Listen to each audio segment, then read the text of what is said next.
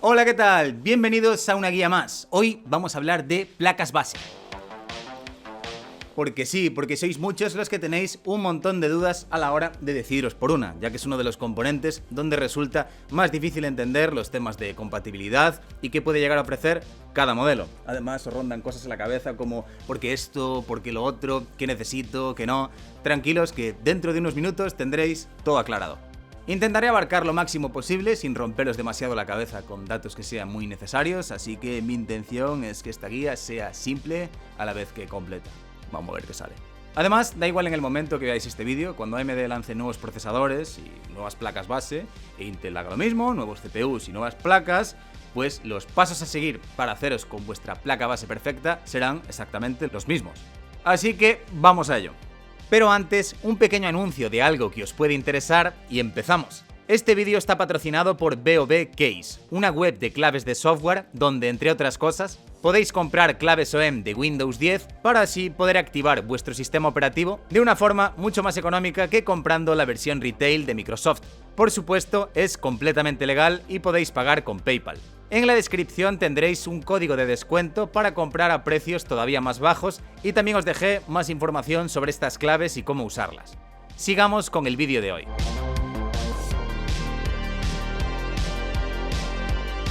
Todo lo que voy a comentar en esta guía será en base a los componentes de gama doméstica de ordenador, ya que es lo que os interesa a la grandísima mayoría de los que me veis y a los usuarios de PC Gaming en general.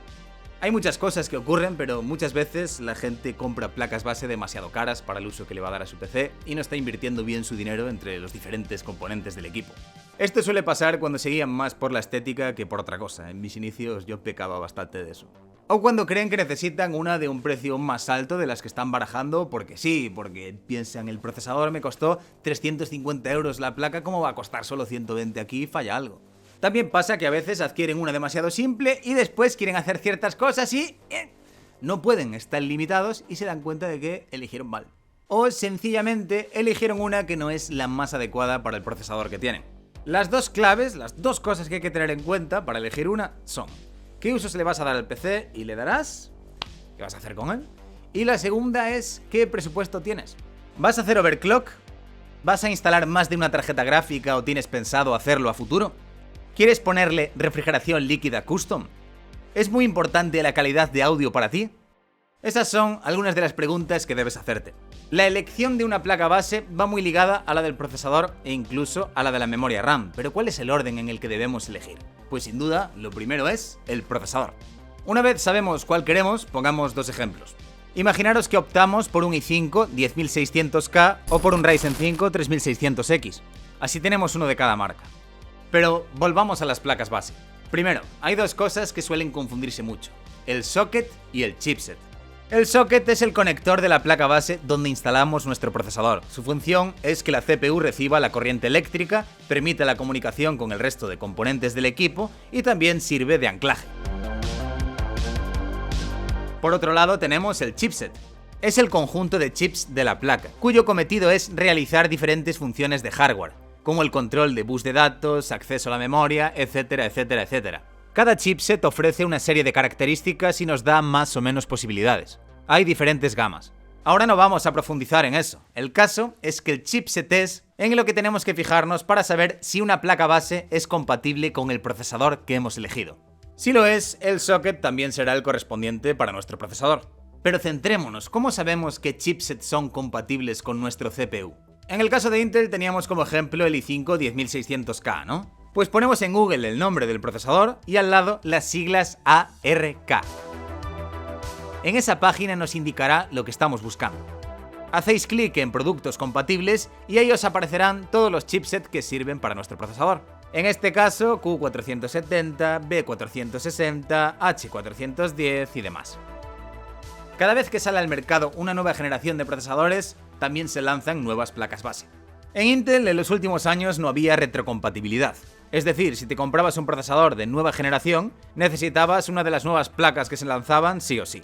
Ahora, al parecer, los nuevos futuros procesadores de Intel de 11ª generación serán compatibles con las placas base que hay ahora en el mercado para los CPUs de Intel de 10ª generación.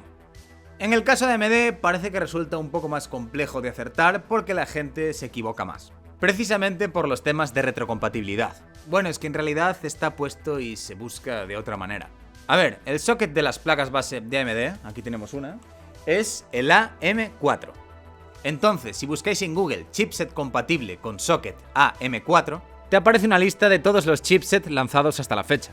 Y algo que está bien es que cada uno tiene una pequeña descripción que te indica a qué tipo de usuario va dirigido. Pero para saber si es compatible con la serie de tu procesador de AMD Ryzen, ya sea de la primera, segunda, tercera o la 5000, tienes que hacer clic en uno de ellos, dirigirte a la parte inferior de la página y consultarlo en la tabla que os encontraréis.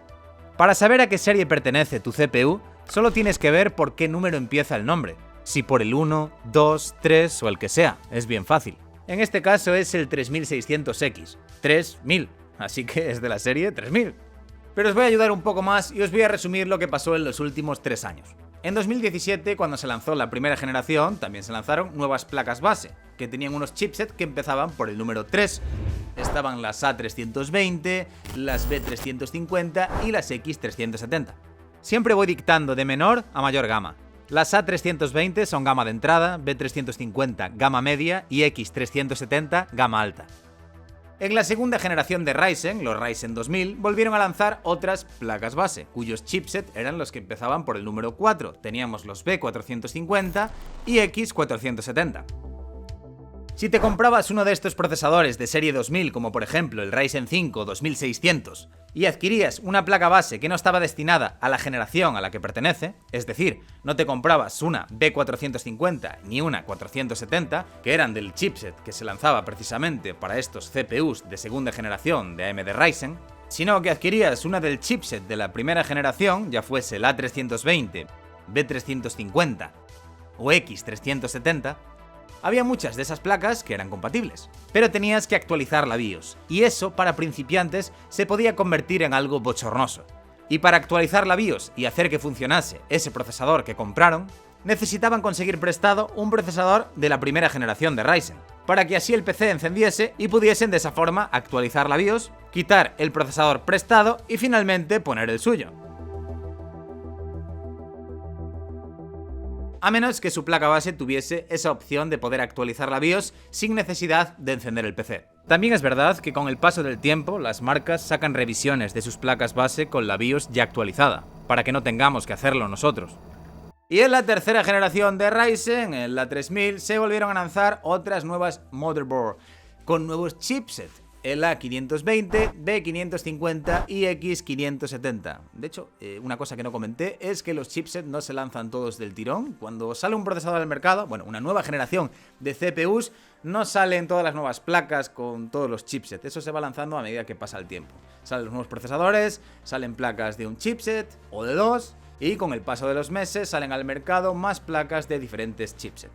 Ahora, como sabéis, va a salir otra generación de procesadores Ryzen, los de serie 5000.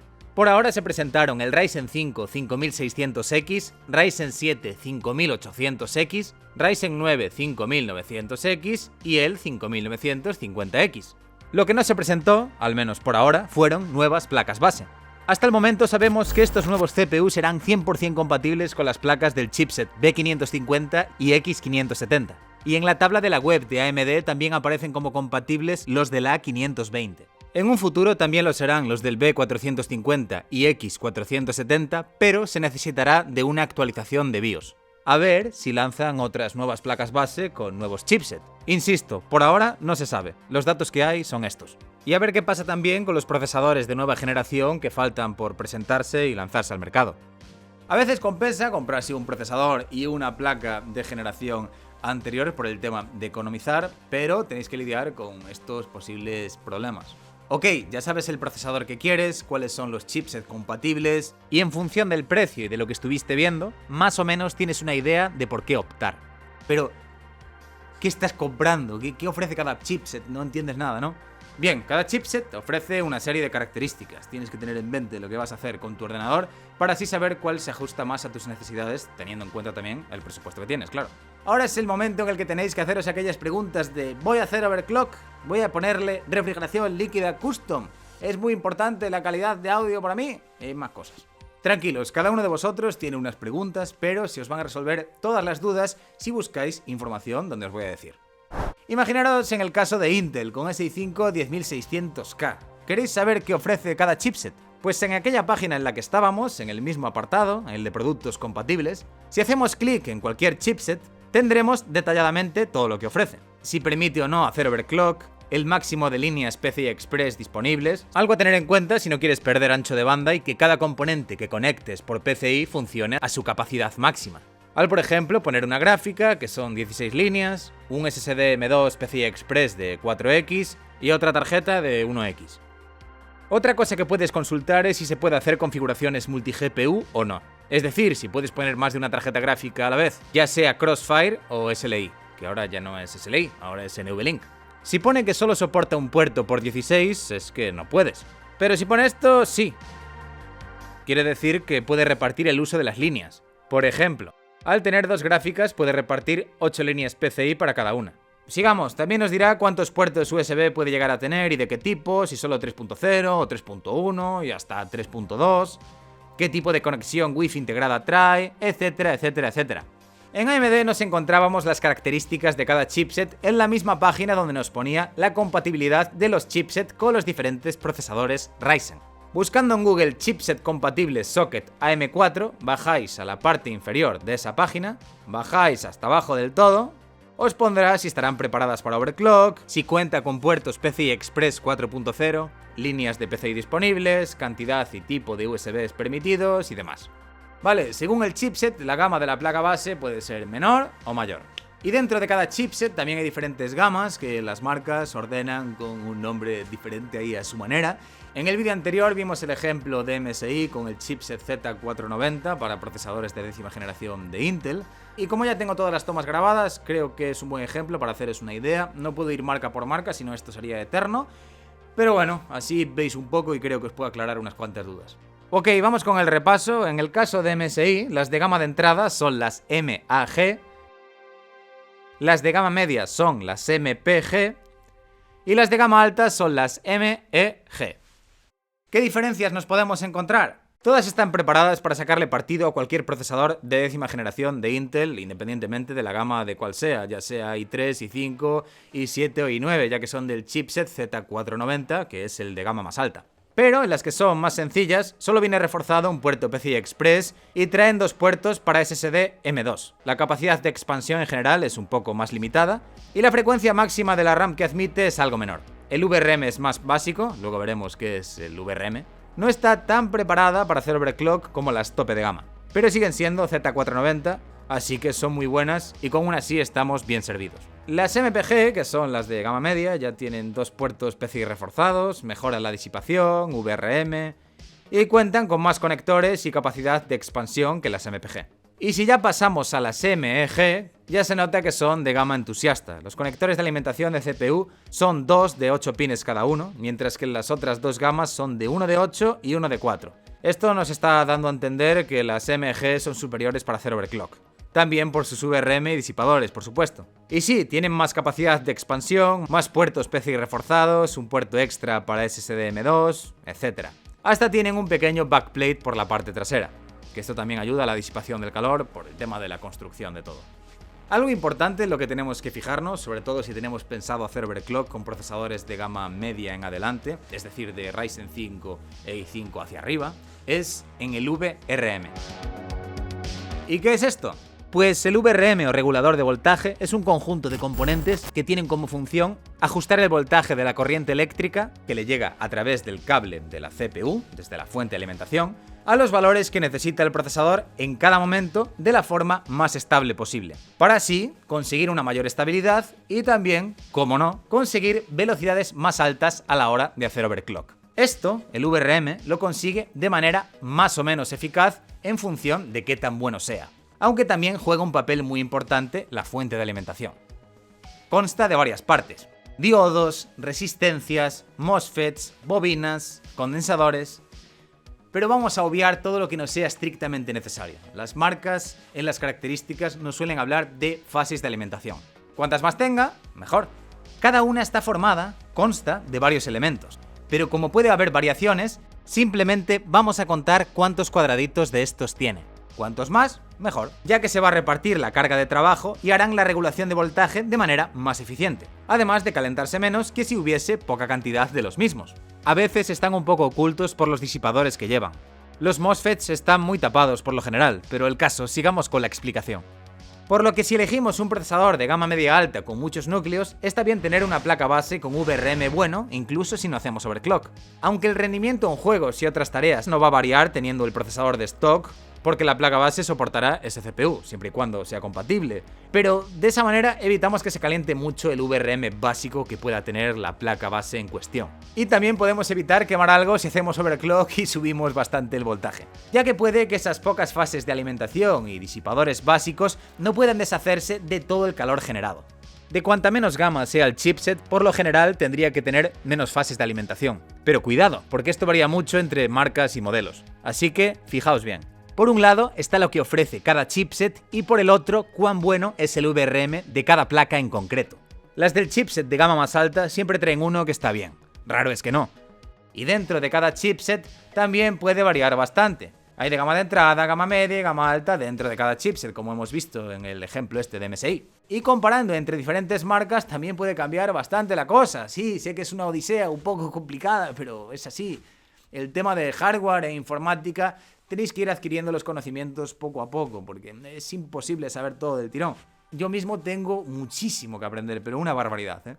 Cuando veamos ahí las características de las placas, veremos que hay muchas combinaciones de fases de alimentación. De 8 más 2, de 16 más 1, 6 más 2, etc. Para hacer overclock, los tres bloques principales son una buena fuente de alimentación, buena placa base y buena refrigeración. Me estoy enfocando más en el tema de overclock hablando de procesadores, ¿vale? No de tarjetas gráficas, aunque bueno, es lo mismo. Aunque tengamos una placa base muy buena, si la fuente de alimentación no lo es, aunque tenga la potencia necesaria para alimentar y darle la energía que necesitan los diferentes componentes de nuestro ordenador, los picos de inestabilidad de corriente al transformar la corriente alterna de nuestra casa, cuando conectas la fuente, ¿no? Está el cable y llega la fuente de alimentación, pues la fuente transforma la corriente alterna, a continua y por cada cable va al voltaje necesario, ¿no? Para el CPU van 12 voltios, para la tarjeta gráfica otros, bla bla, ¿no? Bien, en el momento que hace esa transformación y le va los 12 voltios hacia el conector, espera, aquí lo explico mejor. Al conector aquí de CPU van 12 voltios, ¿no? ¿Qué pasa? El VRM se va a encargar de regular esos 12 voltios a lo que necesita el procesador en cada momento. Pero si la fuente de alimentación es mala, cuando llegan esos 12 voltios, a ver, la corriente continua nunca es una señal plana, ¿vale? Hay picos. Cuanto peor sea la fuente de alimentación, los picos van a ser más grandes. Entonces, le va a costar más al VRM regular esos picos, esa inestabilidad. ¿Se entiende, no? Entonces, por muy buena que sea la placa, si la fuente es una patata, pues peor, va a ser todo más inestable. Sobre todo cuando hacemos overclock, ¿ok? Por otro lado, si las dos piezas fundamentales, la fuente y la placa, están bien y la PSU le envía una señal buena y después el VRM de la placa en cuestión regule todo correctamente, hay otra cosa a tener en cuenta que es la refrigeración, ¿no? Porque el procesador, cuando haces overclock, le subes el voltaje y por lo tanto suben las temperaturas. Entonces, si no tienes una buena refrigeración para el CPU en cuestión, que no todos se calientan igual, no es lo mismo lo que se calienta un Ryzen 3 que un Ryzen 9 o un i3 que un i9, ¿no? En cada cual necesitamos una refrigeración más o menos poderosa para mantener las temperaturas a raya. Y esa es la clave de todo, mantener todas unas temperaturas que sean buenas para el procesador. Si no, ¿qué va a pasar? Pues que el ordenador va a llegar el procesador a una temperatura que ¡pah!, se nos va a apagar el equipo, ¿ok? Además de que es peligroso y vamos a dañar nuestro procesador. Por eso es tan importante ese tridente: buena fuente, buena placa y buena refrigeración. Con eso ya estamos bien servidos y si tenemos los conocimientos necesarios podemos sacarle todo el partido al máximo a nuestro CPU. En algunos procesadores, algo que también es bastante vital para hacer un buen overclock es la frecuencia de la RAM y que trabaje en dual channel. Esto lo pudimos ver más en los procesadores Ryzen de AMD. Siempre estoy hablando de la gama doméstica, ¿eh? No os olvidéis. Necesitamos una placa base y que sea de un chipset de mayor o menor gama en función de la gama de nuestro procesador. A ver, os voy a dar algún ejemplo para guiaros un poquito, ¿vale? Según el procesador y el chipset. Empezamos por AMD. Tenemos los Ryzen 3, Ryzen 5, 7 y 9. Si nos vamos a por un Ryzen 3, hay algunos que pueden hacer overclock, como la PU 3200G. Si queremos A0C, pues nos fijamos que el chipset permita A0C. Y ya una placa básica del chipset más bajo que permite hacer todo lo que tú quieras hacer con el PC, te vale. Para Ryzen 5 y 7, una del B450 ya está bien, o del B550. Y para un Ryzen 9, si no le quieres sacar toda la chicha pero que funcione bien, una del chipset B550 ya está bastante bien para un Ryzen 9. Pero si quieres exprimir ahí el procesador al máximo, pues ya tienes que irte a por una del chipset tope de gama, que es el X570. Después, en Intel, si es un i3, aunque yo no probé muchos porque no suele merecer mucho la pena, salvo excepciones, pues un i3 te vas a un chipset más básico que te permite hacer lo que quieres. Y después para los i5, i7 y 9, vete directamente a por uno del Z490, que es el tope de gama, porque hay diferentes rangos de precios y ya se ajustan a todo. Así que ya sabéis. Ya os digo que no os puedo especificar todo, este mundillo es muy complejo y es un poco también mi opinión, no son verdades absolutas, pero con ayudaros un poco yo me conformo. Ahora, como curiosidad, os voy a comentar el tema de las placas que son hiper caras, estas que cuestan 600, 800 euros, que hay gente que no le entra en la cabeza qué está pasando, porque tanto en Intel como en AMD hay placas Z490 y X570, que son las del chipset tope de gama de cada una, Z490 en Intel y X570 en AMD, bueno, a fin de cuentas, que tienen un precio muy inferior a esos 600, 800 euros. ¿Qué diferencia hay? ¿Qué pasa ahí? Bien, esas de precios para gente millonaria están destinadas a usuarios súper entusiastas, a overclockers profesionales, vienen con más protección y tal, para hacer OC con nitrógeno líquido. Incluso en la BIOS hay opciones del tema del nitrógeno líquido.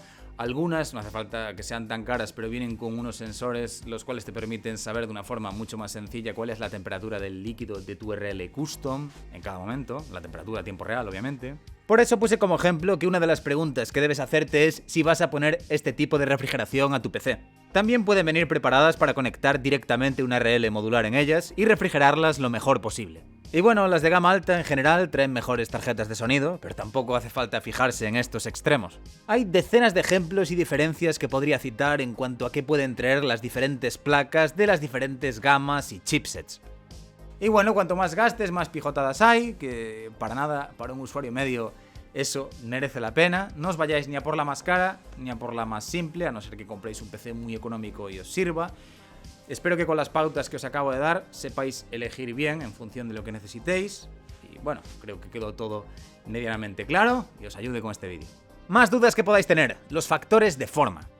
Los tres principales en la gama doméstica son las ATX, que son las más comunes, de tamaño grande y por lo general las que cuentan también con más conexiones para ventiladores, más SATA para unidades de almacenamiento, SSD y demás. Las micro ATX, que son las medianas, y las mini TX, que son las más pequeñas.